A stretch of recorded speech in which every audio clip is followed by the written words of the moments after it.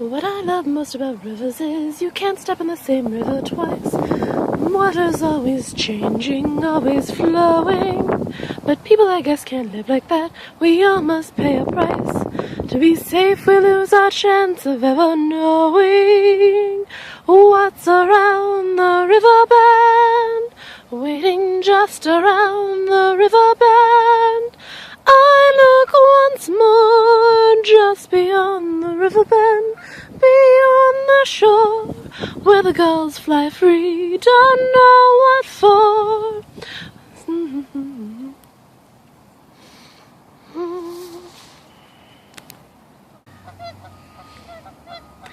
A discovery box is... I'm getting honked at by geese. A discovery box is something meant to be taken apart, looked at, and used in whatever way the teacher sees fit. There are so many parts of our world that we just don't look at because we're stuck inside a classroom. If we step outside that classroom, what could we find? So in my discovery box, it's going to be a little bit outside the box, because what I want to look at is the great outdoors. What could we do with all this natural beauty?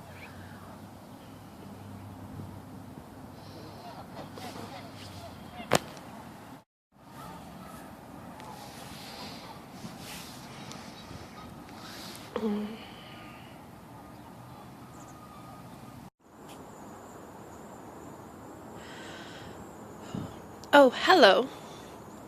One of the first activities that we can do down at the river is look at the water itself and look at different types of water. How is the river water going to be different with its pH, with bacterial growth, what is actually visible to the human eye inside the water, and what is microscopically in the water. And the light just went out around me. There we go.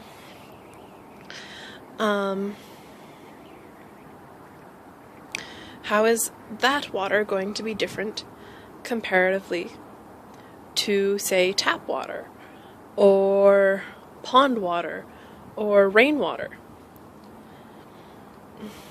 And that is something that the students can figure out for themselves, using pH indicators, bacterial indicators, which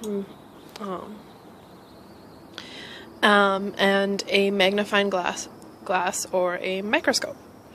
A good pH indicator that is very, very cheap is actually boiling a purple cabbage and using the purple cabbage juice. Works excellently as a pH indicator.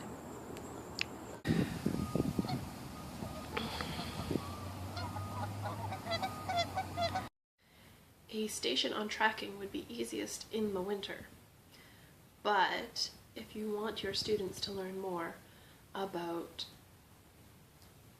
why an animal is where it is, or looking at the behavior of the animal, something in the fall or in the spring where the tracks are less visible may be a better opportunity for them.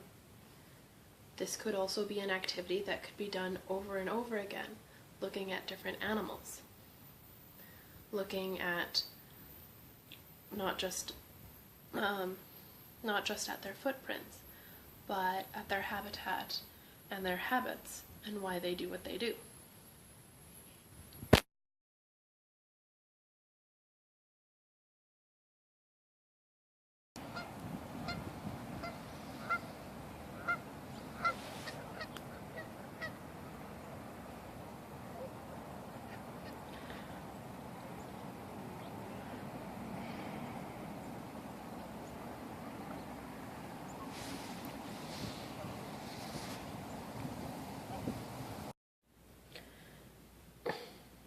Other activities that could be done with this discovery box include team building activities such as this one.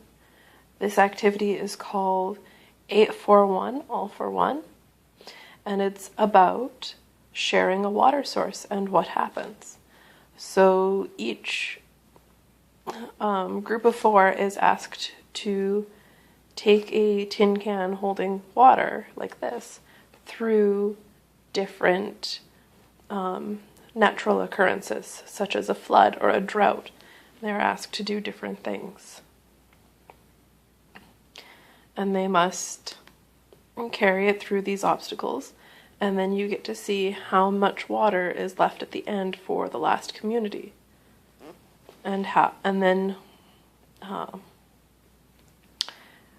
So yeah, that's a team building activity that could be done. Another activity that could be done is called Poison Pump. This one focuses on London and the cholera outbreak that occurred. And so you are given clues as to who is sick and who is dying and how many have died and where they were and how it all connects, and you put it on the map. This activity would be very good because we have had waterborne diseases right here in Saskatchewan. And so we can relate it to those cases, such as the one in North Battleford, which makes it seem not so far away and far distant.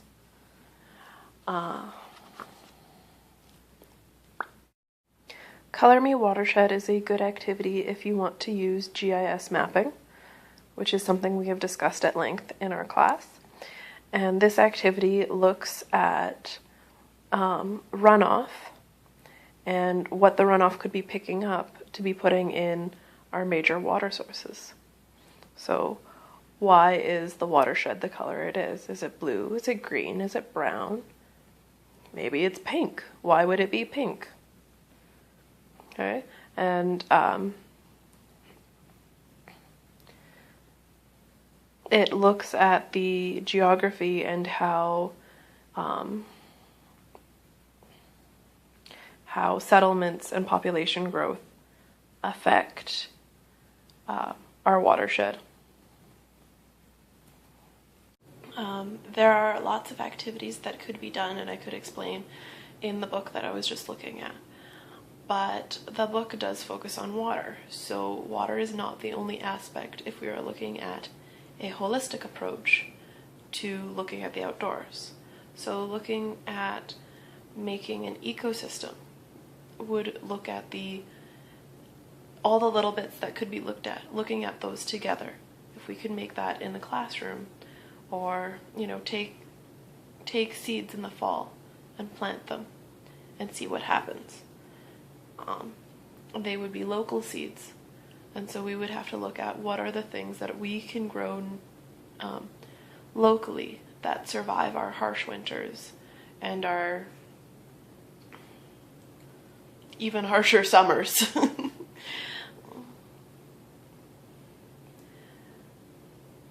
And looking at their traditional uses.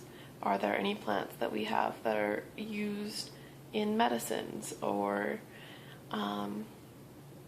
in certain rites and rituals? What plants do we have that we have naturally that we use, and why would we use them?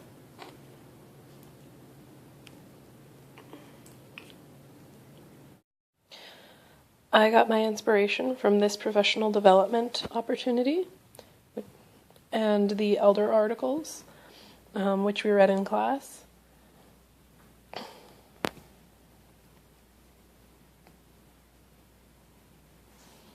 And as you can see, there are many more activities that could be done.